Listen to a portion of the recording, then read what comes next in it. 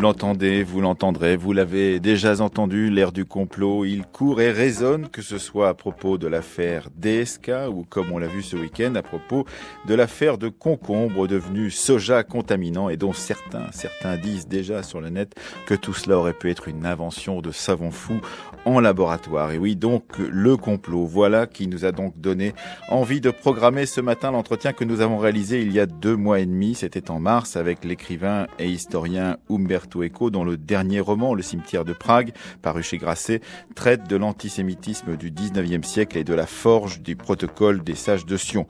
On parlera donc avec Umberto Eco de ce miroir tendu à nous-mêmes, de l'idée de paranoïa du complot, un entretien hors de notre thème de la semaine qui, dès demain et jusqu'à jeudi, traitera de toute autre chose puisque nous parlerons dans la Fabrique de l'Histoire demain, mercredi et jeudi, dans un documentaire d'archives et de débats, nous parlerons de travestissement. Mais comme d'habitude, chaque lundi, pour commencer cette émission un peu particulière, eh bien, retombons sur nos pattes en retournant du côté des archives avec le feuilleton, la balade aux archives nationales, désormais traditionnelle dans la Fabrique de l'Histoire depuis plusieurs mois. Une balade préparée par Séverine Liattard et Renaud Dalmar. Nouvel épisode ce matin de cette balade dans les archives nationales.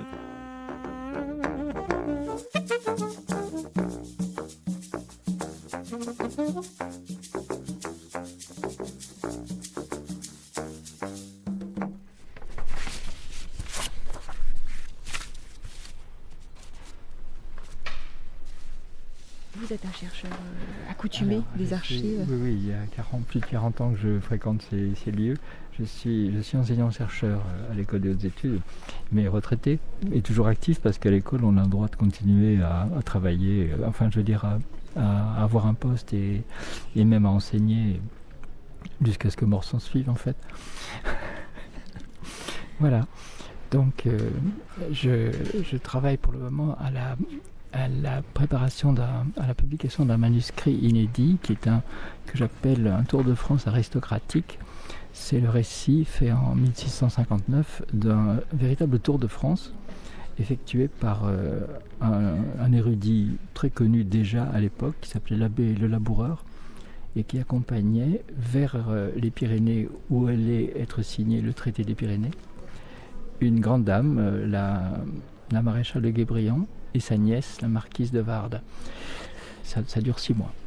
Voilà, donc c'est un manuscrit très intéressant, mais j'ai à peu près 700 notes et c'est pas fini. Il y a 5 ans que je travaille dessus. Donc. Voilà. Bon courage alors. Merci. La séance est ouverte. L'ordre du jour appelle la discussion. On va s'arrêter 1 minute dans cette salle.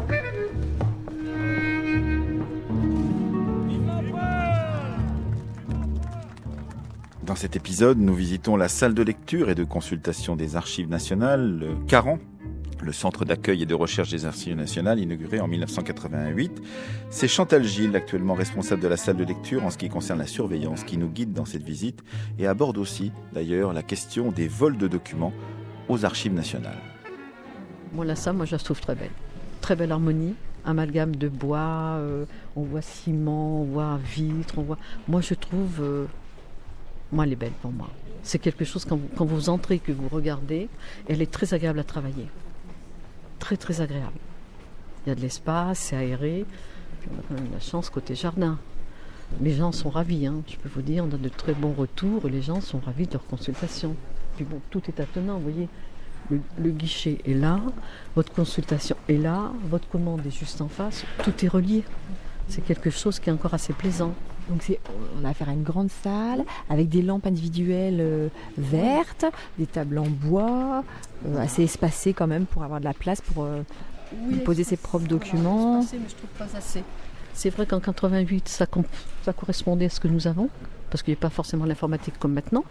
Maintenant, vous voyez, ils ont tous un ordi. Alors c'est vrai que quand on met l'ordinateur, le carton, plus une plateforme, eh bien ça déborde parce que vos places sont comme ça. On donne de place. Mais c'est vrai que pour Pierrefitte, ça sera beaucoup plus long. Ça sera mieux parce que les documents qui sont serrés sont abîmés automatiquement. Il y a beaucoup de néophytes par rapport à avant, donc il faut qu'ils aient un accueil particulier et un guide particulier aussi. On fait du cas par cas, on n'est pas des scientifiques, mais dans un premier jet, on les dirige dans les différentes sections, ou alors ce dont ils veulent voir, ou point de vue informatique, c'est un petit peu complexe aussi. Donc on est là pour ça. Mais on n'est pas là que pour ça. On est aussi là pour la surveillance, la conservation et le vol en vidéo. Moi, mon poste, je suis TSC et je travaille en tant que responsable de la salle de lecture, mais uniquement dans tout ce qui est surveillance. Pas du scientifique. Le scientifique, ce sont les conservateurs, qui n'ont pas le même statut, qui ont un peu plus de savoir finalement que moi, quelque part. Parce que je n'ai pas du tout cette directive. À un moment donné, je m'arrête aussi. Nous sommes même des agents du ministère de la Culture. Nous ne sommes pas ministère de la Défense. Il y a des choses que l'on peut faire et d'autres que l'on ne peut pas. À un moment donné, on s'arrête. Voilà. Et ça fait combien de temps que vous travaillez ici, vous, Chantal Gilles ? Je suis une pure archive. J'ai commencé, j'avais 24 ans. J'ai fait un peu de tout. Hein. J'ai fait des dépôts, j'ai fait du vestiaire, j'ai fait du guichet. Et puis, Monsieur Galland m'a demandé un jour comme ça, si je ne voulais pas prendre en main cette vidéo. Il y avait personne. Il y avait un monsieur qui était là, une entreprise de l'extérieur, qui faisait que des caméras, mais qui ne savait pas ce que c'était qu'un document. Finalement, il zoomait, vous voyez, s'il y avait de la malfaçon ou on déchirait, il s'en apercevait. Mais ce qu'il ne s'apercevait pas, que s'il y avait un document sur la table et que le lecteur mettait dans ses poches, il ne savait pas faire la différence avec ne serait-ce qu'une feuille personnelle. Donc il a demandé à une équipe, que je forme une équipe et que je mette tout ça en place. Je suis allée voir l'ABN, voir ce qu'ils faisaient. On s'est rapproché des grandes entreprises, entre parenthèses, qui travaillent un petit peu comme nous. Et j'ai mis des choses en place. Au départ, ça n'a pas été facile, parce qu'on était pris pour des gendarmes, quelque chose qui dérangeait. Et puis, petit à petit, les gens venaient à nous. On emmenait du matériel pour consulter les documents. Je vais vous faire voir, il y a des futons, il y a des plateformes en cuir qui permettent de soulager les reliures, de ne pas abîmer, de ne pas se vautrer sur le document. Et puis, il fallait aussi faire accepter de ne pas monter de stylo, de pas de boisson. Ça n'a pas été facile. Hein. Et puis, surtout, de respecter les places. Pourquoi on respecte les places ? On ne choisit pas sa place, on respecte les places. Parce que moi, quand je suis aux caméras, quand je zoome sur la place, j'ai un numéro. Je tape le numéro, j'ai l'identité du lecteur. À la suite de ça, s'il y a un souci, c'est quelque chose de très important. S'il faut venir la gendarmerie en cas de vol. Parce que là, j'ai tous les éléments de la personne qui consulte pour pouvoir les donner. Et ça tient debout. Donc ça sert à ça, les places aussi. Bien entendu, les lecteurs n'arrivent pas en disant tiens, cette place me plaît bien, je suis côté fenêtre. Non. Les places sont données et gérées par ordre d'arrivée par le guichet. Quelqu'un qui consulte, on est à deux, avec deux amis, on veut consulter ensemble, on peut le faire sur des documents librement communicables à condition d'avoir un seul carton sur la table. Si on met deux cartons, il y a les mélanges assurés. Quand on discute, tu as vu, tu regardes, oh c'est beau, bing, hop, terminé. Une archive de mélanger, c'est une archive de perdu. Et quand vous faites un travail, si vous manque une seule archive, votre bouquin, vous aurez du mal à finir tout ça. Quelquefois, c'est un peu complexe. On leur apprend comment se servir des archives, du matériel qui sont à leur disposition. On les met sur Internet pour commander. Donc on les briefe vraiment. Et l'intérêt, c'est de les briefer tout de suite. Dès qu'ils arrivent, ils n'ont pas d'a priori. Vous leur faites voir, et vous 3-4 juristes à faire, et vous êtes tranquille, vous pouvez vous donner à fond dans un autre lecteur.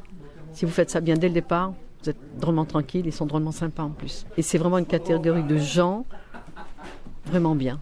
Moi, personnellement, depuis le temps que je suis là, je n'ai pas que des lecteurs, on peut dire que j'ai des amis.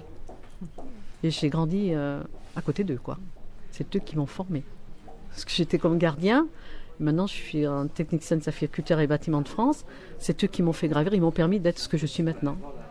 Et vous avez été consultée, vous, Chantal Gilles, pour justement le site de Pierrefitte, par exemple, la nouvelle salle de lecture. Vous avez une petite idée ? Je n'ai pas été consultée. Je les ai vus passer. Ils sont venus pour le mobilier. Il y avait toutes des petites équipes, tout ça. Mais on ne m'a pas demandé ce qui n'allait pas, ce qu'on pouvait améliorer, ni quoi que ce soit. Je les ai vus passer, c'est tout. Par contre, quand ils sont montés en vidéo, je leur ai fait comprendre ce qui n'allait pas, parce que la vidéo a été posée quand le centre était fermé, on était en train de désamianter. Donc ils ont mis les caméras à certains endroits, et pas forcément bien. Pas forcément bien, parce qu'il y a des caméras que je prends dans le dos, je ne prends pas les mains. L'intérêt, c'est les mains. Le dos, moi, je m'en fiche, ne serait-ce que dans les fonds des salles où c'est le plus pointu. Donc ça n'a pas été bien placé. Une fois que c'est mis, on ne peut pas intervenir. Les câbles sont passés, c'est pas évident de les déplacer, tout ça. Donc j'espère qu'ils ne feront pas la même bêtise. Séverine Liattard, Renaud Dalmar. Vous pouvez suivre évidemment ce feuilleton en téléchargeant chacun des épisodes séparément de la Fabrique de l'Histoire du jour. Vous pouvez le faire à partir de tout à l'heure, donc en podcastant cette émission. Et maintenant, nous allons donc avoir notre entretien avec un habitué des archives et des bibliothèques, Umberto Eco.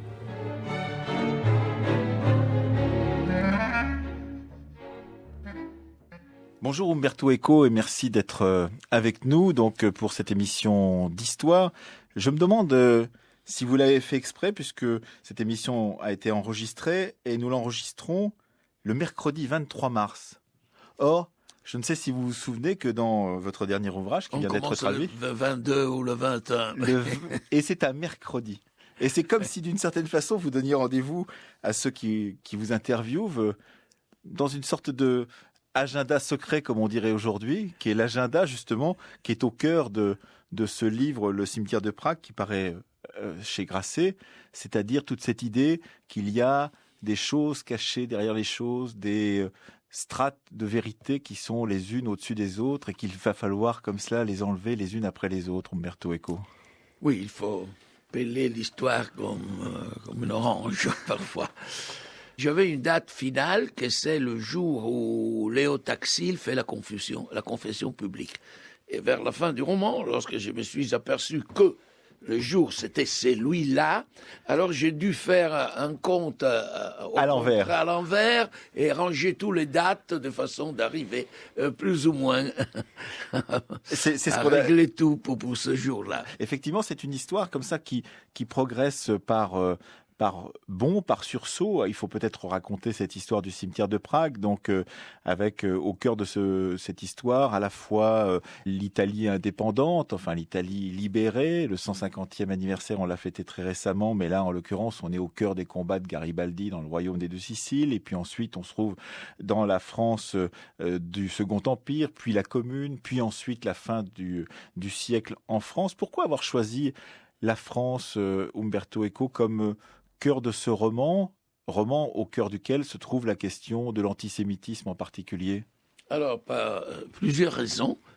La première, c'était que le centre de mon roman, c'était la construction de ce grand faux, qui est le protocole des sages de Sion, qu'il a été commencé en France, sans doute, bien que maintenant, il y a encore une polémique s'il a été terminé en France ou terminé en Russie dans la première décennie du nouveau siècle, mais enfin, le grand travail de composition de ce faux a été fait en France.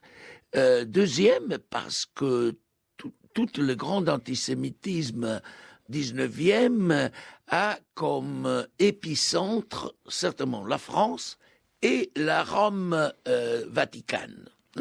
Bien plus que l'Allemagne qui arrive plus tard, ou la Russie qui arrive plus tard. Troisième, parce que j'aime le roman feuilleton, et l'idée de placer tout ça dans un Paris immédiatement post-hosmanien m'est fasciné et m'a permis de revisiter cette ville que, évidemment, j'aime depuis ma jeunesse. D'ailleurs, deux de sources des textes qui ont produit après, avec des tours et des détours, les protocoles sont un texte de Dumas, et ça c'est une découverte personnelle, je crois, dans le Joseph Balsamon, et l'autre, un texte de Jeanne Sue, qui a certainement inspiré le livre Dialogue à l'enfer de Maurice Joly, qui a été démontré être la source innocente de protocoles. Donc, vous voyez, on était dans plein feuilleton, dans Paris mystérieux, et ça m'a permis de faire une récolte de petits livres avec tous les restaurants, les hôtels, les gargotes, les endroits infâmes de l'époque. Dans ce sens-là, je me suis amusé beaucoup. Hein. Alors, on voit que vous vous êtes amusé parce qu'évidemment, il y a cette verve du roman feuilleton, Umberto Eco. Et puis, on voit aussi qu'il y a des lectures plus savantes. On imagine peut-être que derrière cela, il y a les lectures de Zef Sternel, il y a la lecture de certains penseurs de la question à la fois du fascisme, de l'antisémitisme, partant de Paris et de la France à la fin du 19e siècle.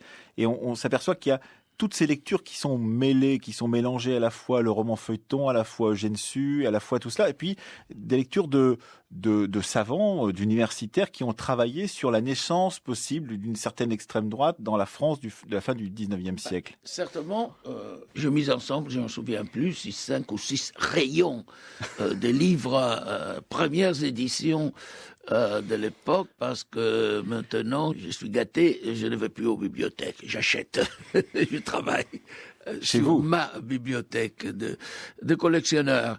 Et donc, même tous les textes, justement, c'est comme une recherche universitaire, c'est comme faire une thèse, faire un roman. Si on veut qu'il soit un roman historique sérieux, et donc avec des découvertes, je ne connaissais pas, par exemple, l'antisémitisme socialiste de Toussenel, voilà, dans un livre très ennuyeux, mais en tout cas, 2 volumes. Et j'avais commencé avant, mais je connaissais déjà toute l'histoire, avec la fin du 18e, avec le livre du père Baruel, L'abbé Baruel. l'abbé Baruel, qui commence cette histoire et qui introduit un personnage historique de mon roman, qui est le grand-père Simonini, que, paraît-il, était le type qui a écrit à l'abbé Baruel. L'abbé Baruel avait essayé de démontrer, il avait déjà la paranoïa du complot universel, que la Révolution française était due à un complot entre les Templiers, Voltaire, Diderot, les Illuminés, etc., hein, sans se rendre compte qu'il y avait des forces sociales un peu plus compliquées que ça. Et ce capitaine Simonini, un Italien, lui avait écrit « Mais monsieur, vous avez oublié les Juifs ». Et dans cette lettre, il fait pratiquement la liste complète de tous les préjugés qui, après, circuleront dans les siècles sur le problème des Juifs. Alors, je suis parti de ce capitaine Simonini, que peut-être n'a jamais existé, même sa lettre a été en faux, mais en tout cas, il est enregistré dans les livres d'histoire. Et je lui ai donné un petit-fils, qui est le protagoniste Principal. de mon histoire. Voilà. Mais vous m'avez dit encore l'histoire. Vous savez que depuis que j'ai commencé à écrire des romans, je suis au 6e, et 4 d'entre eux sont historiques. Ah, bien sûr. Et je me suis aperçu que ce qui s'est passé réellement dans l'histoire, disons l'histoire événementielle, mais aussi dans l'histoire longue et par exemple l'histoire des sciences, est bien plus romanesque de ce qu'un auteur peut inventer. Et donc j'ai reçu toujours, en bouquinant dans l'univers de l'histoire, des inspirations, des idées que je n'aurais jamais été capable d'inventer. Je vous fais un exemple. Dans mon livre, il y a ce personnage qui est Léo Taxil. Ah oui, il faut le décrire tout de même, ce Léo Taxil. Et Connu c'est- simplement c'est- de ceux qui s'intéressent à cette question de l'antimaçonnisme et de C'est difficile à décrire. En tout cas, on l'a presque oublié. Et même mon traducteur, comme avait commencé à traduire, avait dit, mais tiens, Eco, quel génie qui a inventé un personnage comme ça. Tout à coup, après, il a regardé sur Internet, il s'est aperçu que Léo Taxil a réellement existé et a fait ce qu'il a fait. C'est-à-dire un type, un voyou, voilà, qui a commencé depuis sa jeunesse à produire des faux, hein. Il avait découvert des requins dans la baie de Marseille, après dans le lac Léman, une ancienne ville romaine. Il avait été chassé par des pays différents parce qu'il produisait des ennuis en inventant des histoires. Tout à coup, il devient célèbre comme auteur anticlérical. Il écrit des pamphlets anticléricaux. Il devient assez riche. D'un jour à l'autre, il change complètement. Et il se convertit, soi-disant. Il fait semblant de se convertir. La vérité, c'est qu'il continue à vendre à travers sa femme les livres anticléricaux, mais il devient catholique, forcené et antimaçonnique, et il commence à produire des livres et même une espèce de magazine, mais avec des histoires incroyable, au-delà de toute vraisemblance. Il commence à recevoir les lettres d'approbation du pape, de tout le monde, etc. Un beau jour, dans une salle de la Société de géographie à Paris, il appelle tout le monde qui attendait qu'il démontrait qu'une certaine femme, Diane Wong, existait ou non, parce qu'on avait commencé à avoir des soupçons. Hein.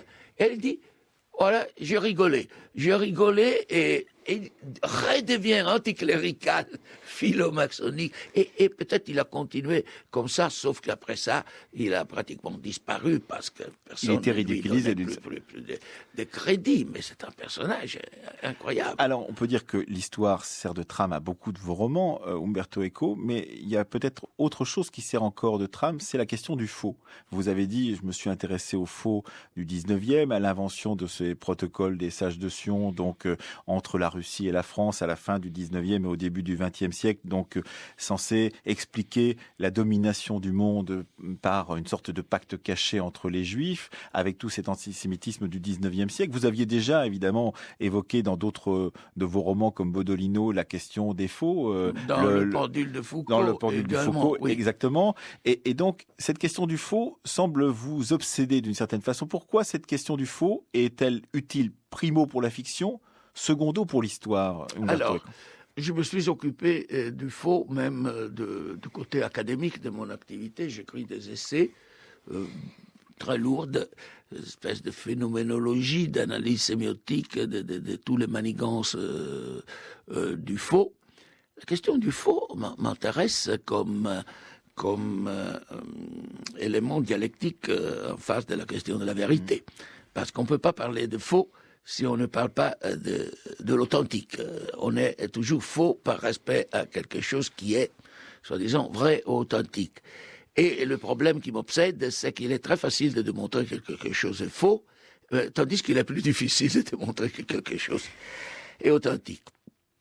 De là, j'étais toujours fasciné par la fonction qu'ont eu les faux au cours de l'histoire. La fausse donation de Constantin. Constantin, le faux corpus hermeticum, la fausse lettre du prêtre Jean qui a poussé des gens, même comme Marco Polo, qui allait là pour trouver la terre du prêtre Jean. Donc, il y a eu des faux qui ont eu une fonction même positive, en créant de la curiosité, et de faux qui ont eu une fonction négative. Voilà, le protocole, comme minimum, produit l'Holocauste, ou contribue à le produire, donc pas mal comme influence d'un discours sur le fait de l'histoire. Alors, cette influence d'un discours, et d'un discours qui n'est pas vrai, mais qui a une force de persuasion, a changé le cours de l'histoire. Voilà, ça m'a toujours fasciné. C'est ce qui est dans ce roman, donc dans ce cimetière de Prague, c'est aussi ce pouvoir de la fiction, donc cette invention pure et simple, ce ramassage de lieux communs autour des Juifs, par exemple, qui se rassembleraient dans un cimetière de Prague pour pouvoir passer une sorte de pacte. Et puis, d'un seul coup, des gens y croient. Ils y croient tant qu'au bout du compte, on raconte l'histoire, on la réinvente, on l'agence de telle façon qu'elle est encore plus crédible, alors qu'elle devient de plus en plus incroyable au bout du compte. Oui, pourquoi j'ai choisi ce titre du cimetière de Prague? Avant tout parce que c'était beau. C'était charmant. L'histoire du cimetière de Prague est en faux produit par un espion allemand qui s'appelait Goethe. Dans mon livre, j'ai joué un peu, je fais que c'était Simonini l'auteur, et Goethe fait du plagiat. Mais puisqu'ils étaient deux misérables, ils pouvaient bien se voler l'idée l'un l'autre.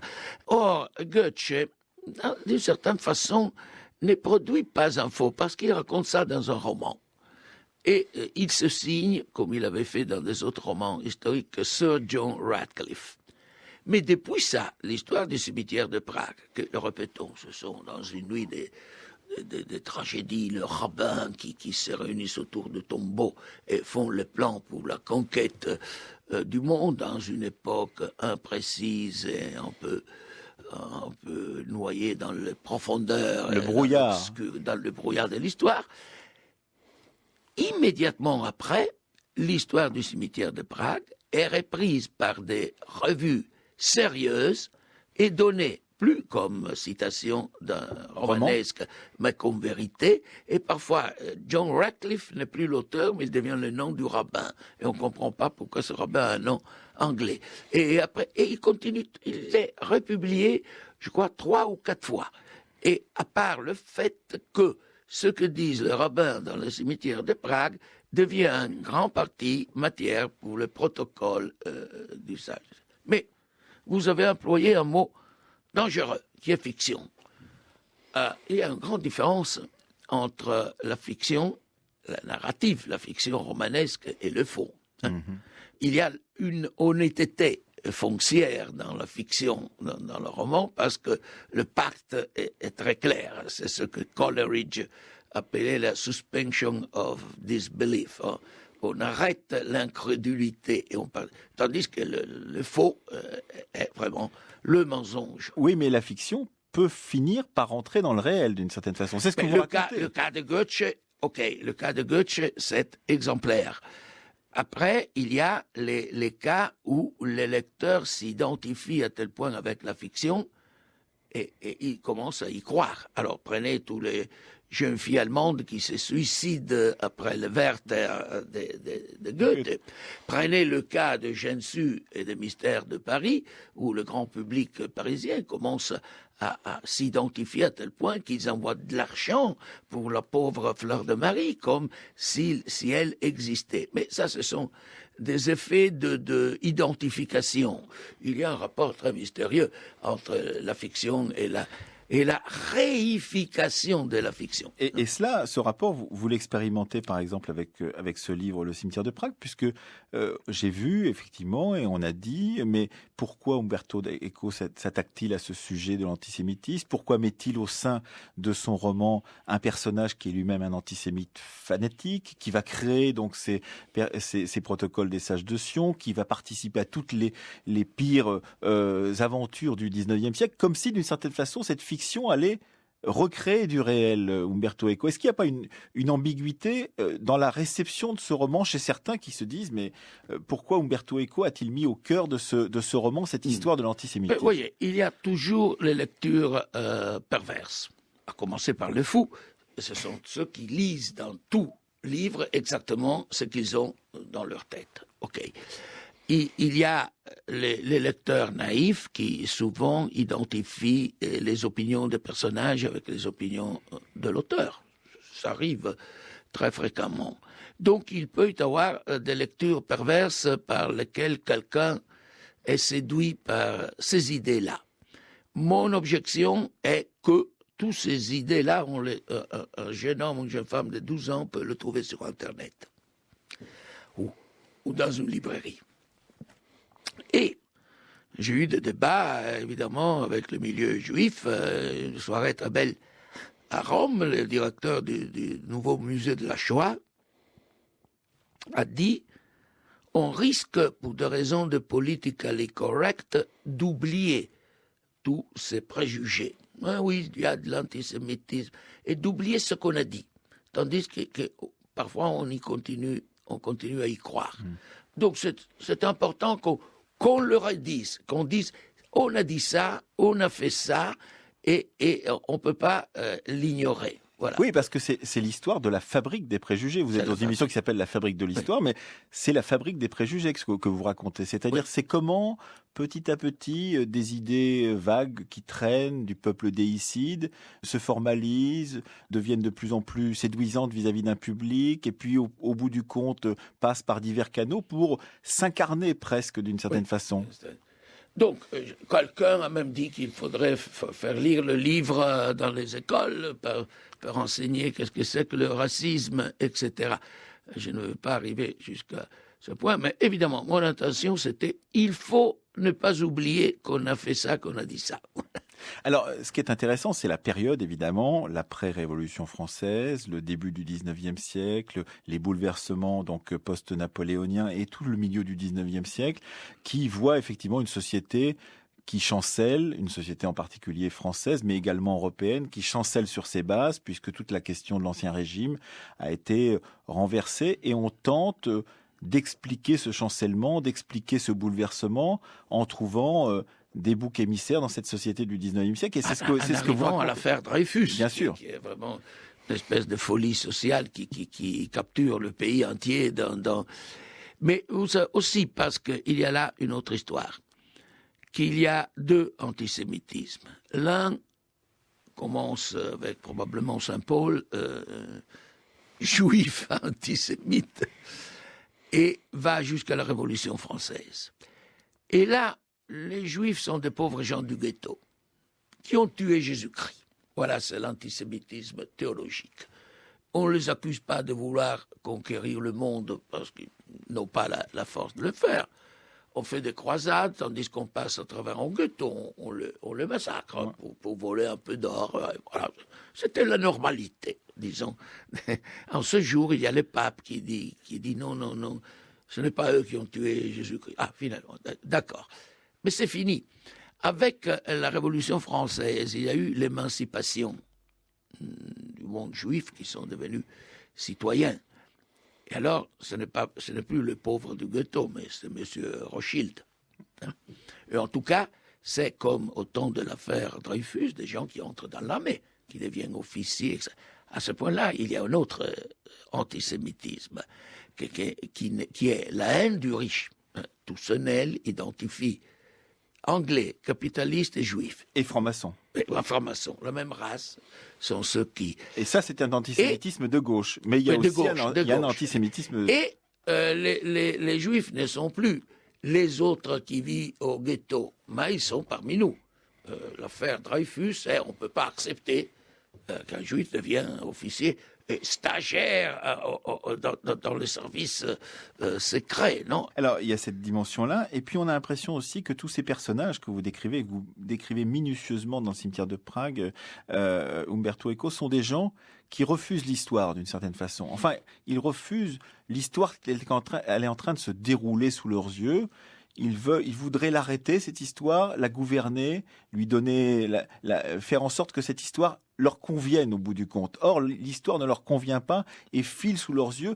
Et ils ont peu de prise sur cette histoire en train de se faire, sauf évidemment avec la création de ce faux, comme les protocoles des sièges de Sion, Umberto Eco. Ça, c'est un côté du problème. L'autre, c'est qu'en face de l'histoire, qui est une bête qui va où elle veut et n'obéit pas à nos désirs et à nos règles, il y a le complexe de la paranoïa du complot universel.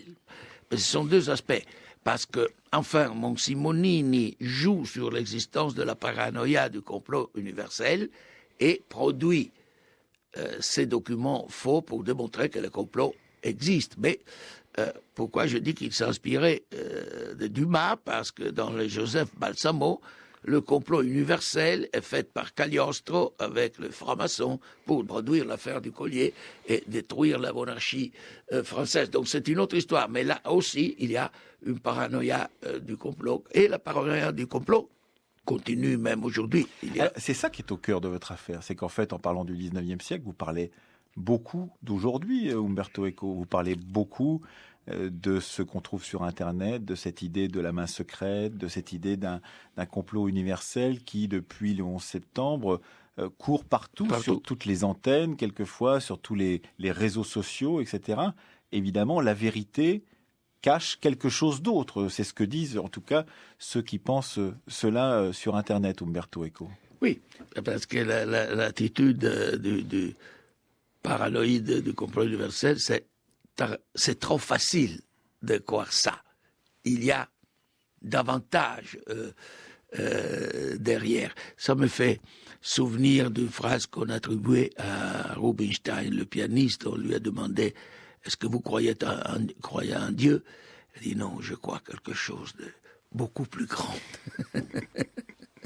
Et c'est cette idée-là qui vous taraude aussi, parce que vous vous dites quelle est cette société dans laquelle nous sommes, qui croit autant à quelques sornettes faciles à avaler au bout du compte, Umberto Eco. Oui, et il y a un autre élément, c'est que lorsqu'on produit des documents pour les services secrets, il faut toujours vendre des choses qui sont déjà connues, sinon ils n'y croient pas.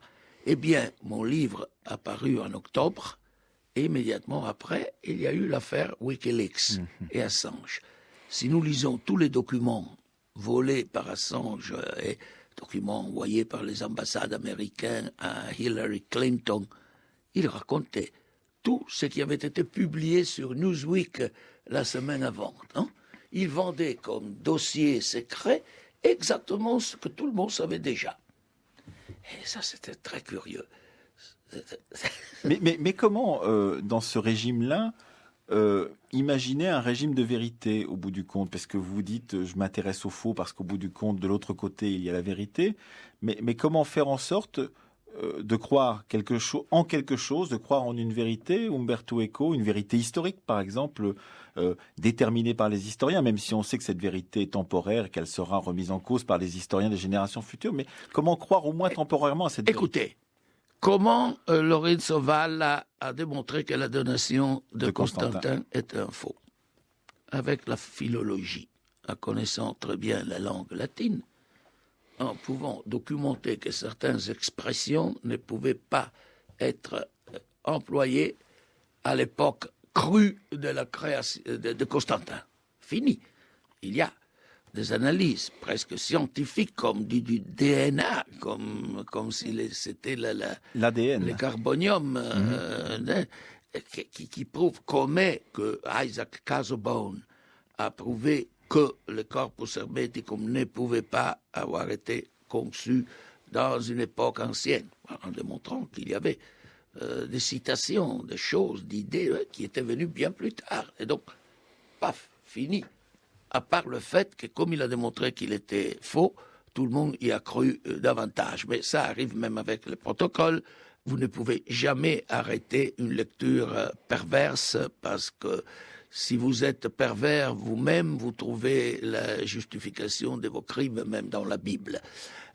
Il y a une célèbre antisémite du XXe siècle, Nesta Webster, qui avait écrit un livre sur les sociétés secrètes, et elle l'a écrit et publié après que le Times avait démontré que le protocole était un faux. Et elle termine comme ça en disant « Ok, peut-être qu'il est en faux. Mais puisque ce faux dit exactement ce que je pense que les Juifs pensent, alors il est vrai. » Mais quand on vous lit dans le cimetière de Prague, avec un énorme plaisir, il faut reconnaître Umberto Eco, parce qu'on jongle évidemment, surtout quand on s'intéresse un peu à cette histoire du 19e siècle, avec des dizaines de références, on cherche évidemment le palimpseste, on cherche le texte sous le texte. Alors on a parlé tout à l'heure de la question du complot au XXIe siècle et du complot au XIXe siècle. On se dit, est-ce que Umberto Eco a voulu nous donner un autre signe, renaissance de l'antisémitisme aujourd'hui, ou considération par exemple du danger supposé donc de la religion musulmane et de l'islamisation dans des sociétés contemporaines par rapport à cette peur de la judaïsation, comme on dit dans le livre, des peuples chrétiens, c'est ce que vous expliquez. Est-ce qu'il y a besoin, selon vous, Umberto Eco, de chercher cela, ou simplement cette double lecture, cette triple lecture, ce palimpseste, ou simplement de se laisser porter par votre récit? Écoutez, je ne peux pas vous empêcher de faire cette double lecture. Moi, je suis parti en voulant raconter cette histoire-là. Évidemment, en sachant d'une façon ou de l'autre que c'était une histoire éternelle. Et au fur et à mesure que je la racontais, je me disais moi-même, oh tiens, comment ça ressemble à quelque chose qui est en train d'arriver aujourd'hui. C'est pour ça que dans un petit commentaire que je fais à la fin, je dis Simonini, c'est un personnage inventé.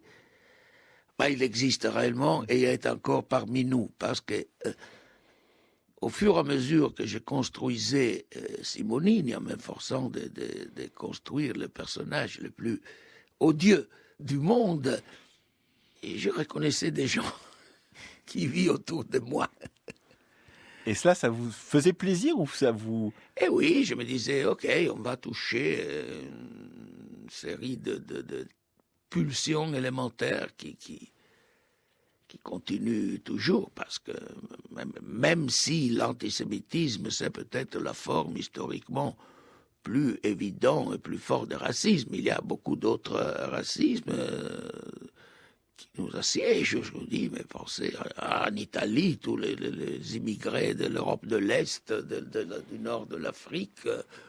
Et il y a une autre histoire qui est très, très belle, ou très mauvaise, que dans toutes les formes de racisme, les accusations contre une race ou un groupe sont toujours les mêmes. on continue à parler beaucoup de l'homicide rituel juif qui tue les enfants. Avec une querelle en Italie renouvelée il y a 2 ou 3 ans.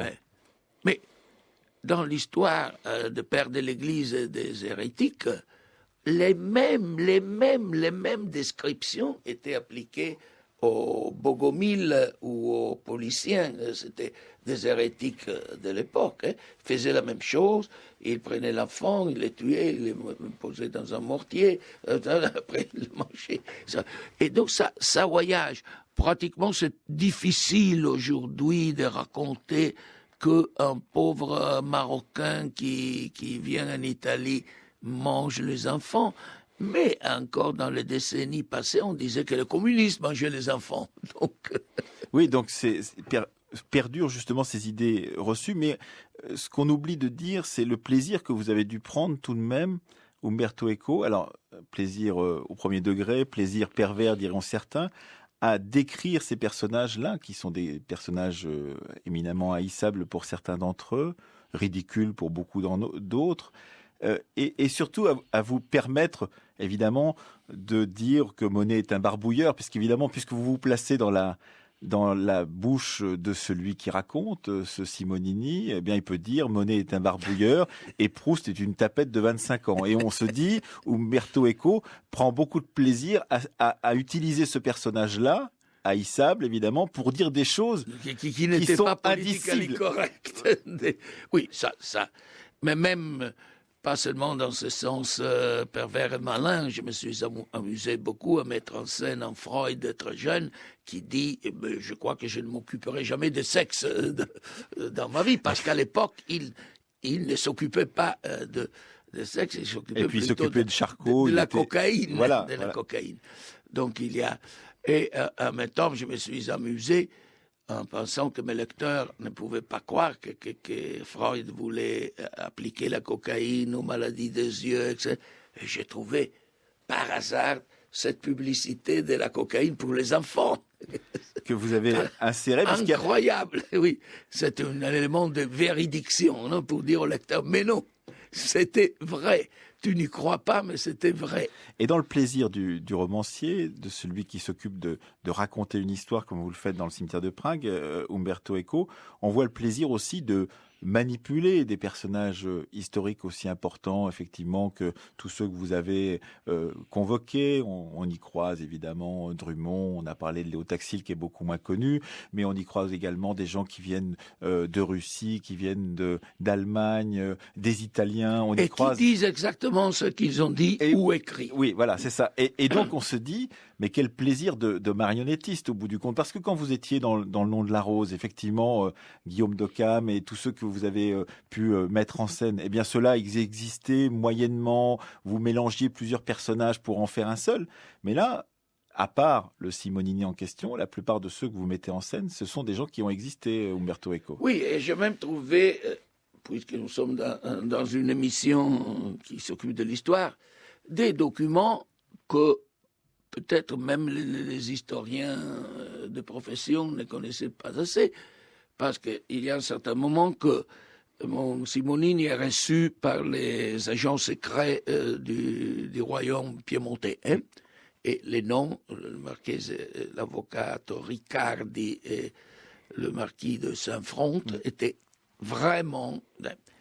Et il paraît là un monsieur qui s'appelle Boggio et qui parle de toute la méfiance qu'ils ont vers Garibaldi. Bon, Boggio, pour un coup de pure chance, dans un catalogue antiquaire, j'ai trouvé une plaquette de 80 pages de ce Boggio qui est presque ignoré. Il était vraiment professeur à l'université, conseiller du ministre Cavour. Directeur d'un journal. Il est mort plus tard dans une des batailles du Risorgimento, mais plus tard. Et c'est un personnage très curieux parce que d'un côté, il fait comme ceux qui disent certains de mes meilleurs amis sont juifs, et après il commence à parler contre les juifs. Alors il commence dans ce texte à dire Garibaldi c'est l'homme le plus honnête du monde, mais et voilà, je crois d'avoir j'ai parlé avec un ami qui fait l'historien, qui m'a dit, fais-moi une photocopie de ce texte de Boggio, parce que même les personnages, parfois mineurs, sont des personnages historiques qui disent ce qu'ils ont dit, et Boggio va épitomiser, pour ainsi dire, toute l'atmosphère qu'il y avait à Turin à ce moment, que d'un côté on était content que Garibaldi était parti, de l'autre côté on aurait voulu l'arrêter, etc. Oui, c'est d'ailleurs ce qui se passera au bout du compte avec la rencontre de Teano, puis avec l'arrêt justement aux portes de Rome pour éviter que Garibaldi ne prenne Rome. Et ça, il faudra 10 ans ensuite pour que cette Italie récupère ce siège romain.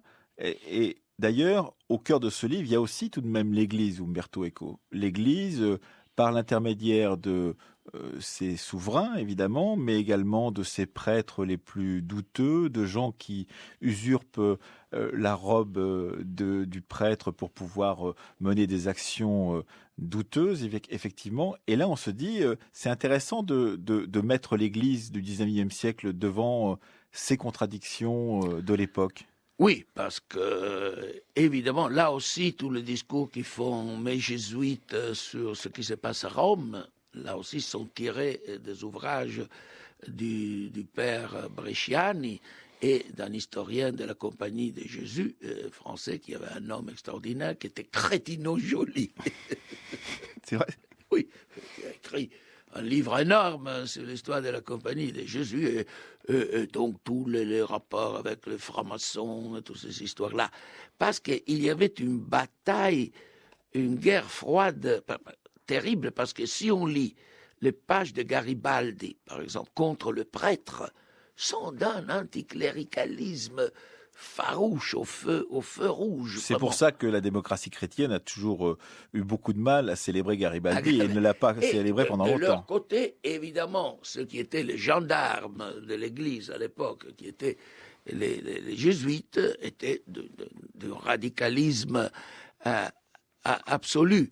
Et il s'agissait d'une lutte mortelle, parce que Rome avait été mise sous le domaine des anticléricaux piémontais qui avaient fermé le couvent, qui avaient fermé les écoles privées religieuses. Donc la bataille était terrible, de telle façon qu'ils étaient même prêts à croire à Taxil pourvu qu'on pouvait trouver des armes contre le maçon, qui étaient les anticléricaux, qui étaient à l'époque les patriotes. Là aussi, il y a eu un changement général dans le panorama maçonnique, mais voilà, à l'époque, c'était ça.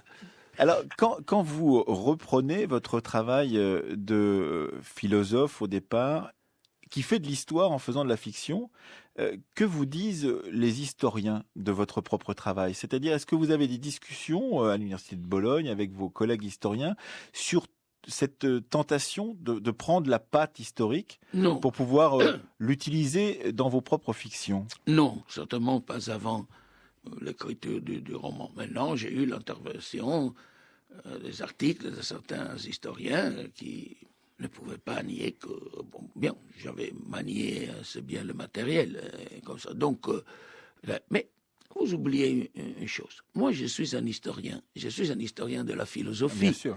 J'ai commencé avec des études sur la philosophie médiévale. D'autres encore, un livre qui est apparu même à Paris encore l'année passée, de l'arbre au labyrinthe, contient toutes mes études d'histoire de la philosophie du langage. Donc, enfin, je ne fais pas l'histoire du bon roi d'Agobert ou de Napoléon, mais je fais l'histoire de quelqu'un qui s'appelait Saint Thomas. Donc je manie le matériel historique, la recherche des sources, c'est comme si c'était en partie mon métier. Alors, en général, les historiens ont réagi bien toujours à ces livres. Oui. Certains historiens disent on peut se permettre de temps en temps l'anachronisme pour pouvoir réveiller notre public. Et on sent que vous, ça n'est pas tellement ce que vous aimez au bout du compte. Non, vous n'aimez pas l'anachronisme. Je suis très scrupuleux. Et pourquoi, justement? Parce que c'est... Imaginer l'univers mental d'un personnage, ça vous oblige à vous dire... Il ne pouvait pas penser cela au moment où il était en train de le penser. C'est la logique interne d'un roman. Au moment où vous décidez de mettre en personnage, au début des années 30, dans la Turin des années 30, il fera des choses qu'il peut faire, il ne fera pas des autres choses. Et bon, faire de l'histoire veut dire essayer aussi faire de l'histoire de la mentalité. Bien sûr. On rigole pas. Ah non, mais surtout, l'école historique française, sur ce point-là, ne rigole pas beaucoup, justement. Et justement, c'est se dire, je sais ce qu'il ne peut pas penser. Je sais ce qu'il peut penser, mais je sais ce qu'il ne peut pas penser. Peut-être je me trompe, mais je procède de cette façon. Il ne peut pas faire ça, bien que je voudrais. Et donc, vous l'interdisez dans l'écriture. Et ça vous ennuie quelquefois? Vous aimeriez transgresser cet interdit? Non, parce que ce sont ce que j'appelle les contraintes, que parfois on insère volontairement. Et dans une narration, la contrainte a la même fonction qu'il y a dans la poésie la rime ou le vers, le pied, la quantité. C'est seulement en ayant une contrainte, la contrainte de l'alexandrin, que vous pouvez devenir Racine, sinon vous êtes un monsieur quelconque. Merci encore, Umberto Eco. Donc, et nous ne pouvons que conseiller votre Cimetière de Prague, paru chez Grasset, qui est un roman exceptionnel, surtout si on veut comprendre le 19e siècle qui a servi de départ à une certaine modernité, mais une modernité glaçante, en l'occurrence la modernité voulue par les antisémites, qui pourtant étaient là pour pouvoir maintenir une société en l'état, c'est du moins ce qu'ils croyaient, mais ils ont permis par leurs écrits, et en particulier ces protocoles des sages de Sion, effectivement, les pires atrocités du XXe siècle. Merci encore, Umberto Eco.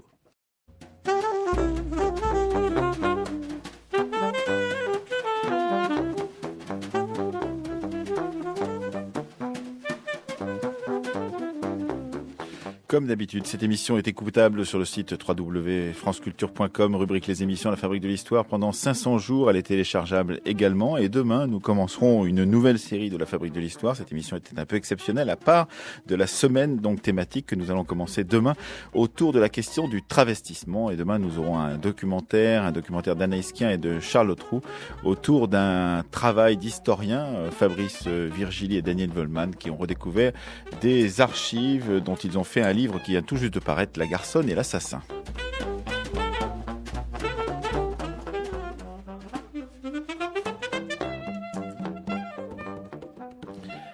L'entretien avec Umberto Eco était